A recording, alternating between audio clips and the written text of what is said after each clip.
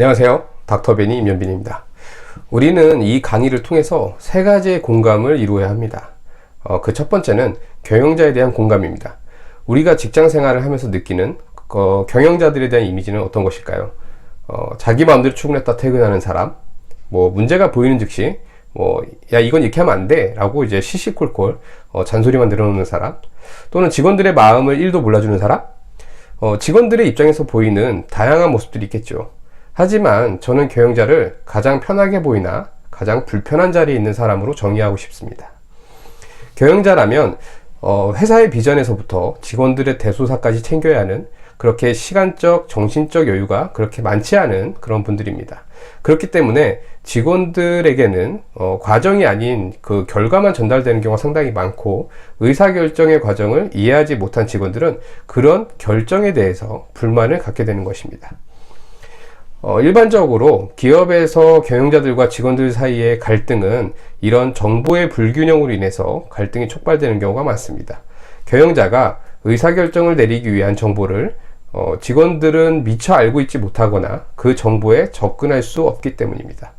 그렇기 때문에 경영자와 직원들 사이에서 정보 공유, 공감, 소통은 갈등을 최소화하기 위한 아주 중요한 전략적 도구가 되는 것입니다. 그리고 두 번째로, 여러분들이 공감해야 할 부분은 외부 환경에서의 변화에 따라서 근로자들의 직업 철학과 니즈가 변화되었다는 점입니다. 이후 상세하게 다루겠지만 사회 구조와 기술의 변화, 세대의 변화에 따라서 새로운 갈등 요소들이 만들어지고 있습니다. 그러한 변화 속에서 우리 중소기업은 어떻게 갈등 관리를 해 나가야 할 것인지 심각하게 고민하고 공감을 해야 할 것입니다. 그리고 마지막으로 지속적인 성장을 위한 경영자, 그리고 HR 부서장, 우리가 인사부서 책임자들이죠. 그분들의 전략적 마인드를 업그레이드하는 것입니다. 근로자들의 고용과 성장을 책임진 리더로서 기존의 조직 문화에 근로자들을 길들이기보다는 리더로서 스스로 변화해야 한다는 점에서 이런 공감들을 이루었으면 합니다. 최근 10년 동안 우리는 그 청년 실업 문제에 관련해서 굉장히 사회적으로도 심각하게 받아들여져 왔습니다. 일자리가 부족한 탓에 현재를 살고 있는 실버 세대와 청년층들은 늘 실업 문제로 고통받아 왔습니다. 하지만 몇 년 후에는 이러한 양상이 정반대로 나타날 가능성이 상당히 높아졌습니다. 바로 인구절벽 현상 때문에 그렇습니다. 인구절벽 현상이 고용시장에 영향을 주는 시기가 그다지 멀지 않았기 때문이죠. 이미 우리나라 대학들은 인구 절벽으로 인해서 직격탄을 얻어맞고 있습니다. 학생들의 수가 급격히 줄어들고 문을 닫거나 통폐합되는 대학들을 우리는 주변에서 쉽게 볼 수 있습니다. 우리나라가 인구 절벽 현상을 10년 일찍 겪은 일본을 비교했을 때 어떻게 변화될까요?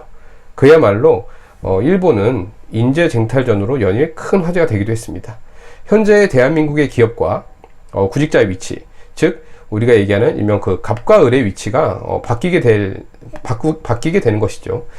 채용보다는 거의 스카우트에 가까운 그런 채용이나 인사 정책들이 나오게 되고, 우수 인재를 유치하고 성장시키는 것이 기업의 미래에 가장 큰 경쟁력에 가장 큰 영향을 미치는 그런 요소가 되었습니다.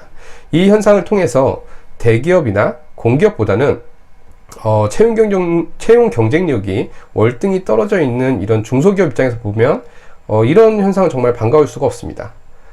반가울 수가 없는 것이죠. 제조산업은 해외 공장으로 이전하는 것이 거의 필수 전략으로 바뀌게 될 것이고, 사무직에 대해서도 외국인 노동자들의 고용으로 해결을 해야 되는 그런 상황들이 올 것 같습니다. 이러한 환경의 변화는 인재를 어떻게 채용하고 그들을 성장시키고 유지하느냐가 그것에 따라서 기업의 경쟁력을 가르게 될 것입니다. 현재 중소기업들은 경력자들의 채용에만 거의 포커스가 되어 있고, 인재를 유지 성장시키는 데는 그다지 큰 관심을 가지고 있지 않습니다. 한마디로 우리 조직이 싫으면 나가 라고 하고, 또 나가면 또 뽑으면 또 나가고, 그렇게 잦은 이탈 속에서 기업의 경쟁력은 점점 상실되어 가고 있습니다. 근데 많은 중소기업에서는 이것을 인력을 유지하고 있다고 판단하는 것이죠. 그건 대단히 큰 착각이 될 것 같습니다. 안정적인 조직 문화와 인사 시스템이 받쳐주지 않는다면 미래의 강소기업으로 살아남는 것은 정말 요원해질 것 같습니다. 성장하는 중소기업에서 겪는 가장 큰 혼란은 직원들의 잦은 이탈입니다. 비교적 임금이 저렴한 신입들을 채용을 하게 되면 경력만 만들어서 나가는 경우가 자주 발생하죠.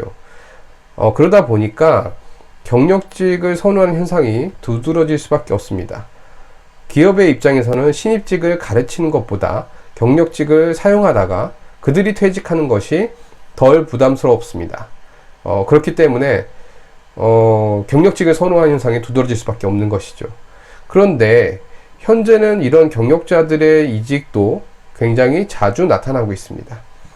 특히 경력직의 경우에는 이직을 앞두고 이를 게을리하는 그런 태업 현상도 일어나기 때문에 기업에서 입는 피해는 더욱 클 수밖에 없습니다. 새로운 직원이 채용이 되고 입사를 하게 되면 우리는 일정 기간을 통해서 조직의 적응을 돕게 됩니다. 이러한 기간을 우리가 온보딩 기간이라고 얘기를 하는데요. 이런 온보딩 기간에 기업의 시스템에 대한 것을 인지하고 그것에 대한 이제 불안정성을 느끼면서 상사와 동료들 간의 협업 관계에서도 갈등 현상이 나타나게 됩니다.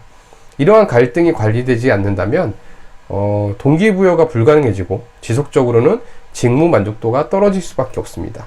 그리고 태업 기간과 함께 이직에 대한 동요가 일어나기 마련이고, 그러다 보면 기업에서 입는 피해는 점점 더 커지기 마련입니다.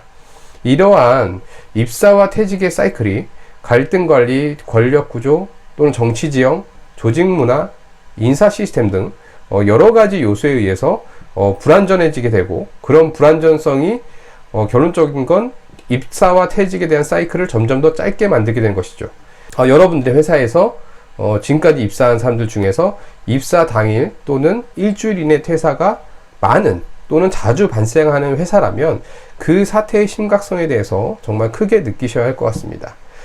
우리 중소기업이 갈등을 더 잘 관리해야 되는 이유를 우리는 먼 데서 찾을 필요가 없습니다. 바로 잦은 퇴사, 그거 하나만으로도 우리의 조직 갈등을 분명히 신경 써야 하는 이유로서 충분합니다. 다음 시간에는 갈등이란 무엇이고 갈등을 관리한다는 것이 어떤 의미인지 우리가 한번 다시 되짚어보는 그런 시간들을 가져보도록 하겠습니다. 감사합니다.